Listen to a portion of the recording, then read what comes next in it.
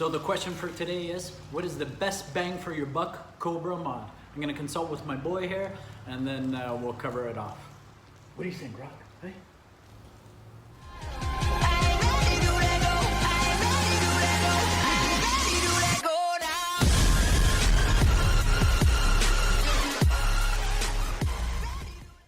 This was a tougher question to answer than I initially anticipated. I actually put quite a bit of thought into it.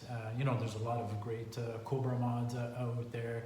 I've done all the basic bolt-ons myself pretty much. What I really wanted to focus on was what was the best bang for the buck, where I noticed the biggest difference. So for me, that's gonna have to be, without question, switching the tranny oil over to the Viper spec oil.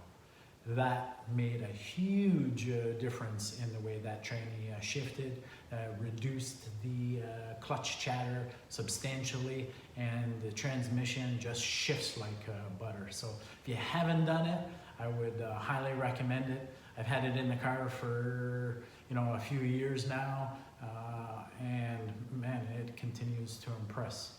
So if you're not, it is a known Cobra mod, but if you're not familiar with it, I got the oil here for you. So I'm just gonna try to bring it up to the camera and zoom in the product number so you guys can see. There we go. Hopefully you caught that. It's part number 04874459, MOPAR 7585 GL4 oil.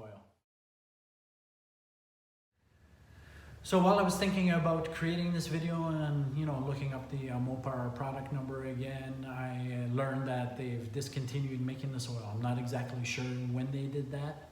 However, what I found out, AMSOIL makes a direct replacement for it. It's a 75W90 100% synthetic manual transmission and Transaxle gear loop.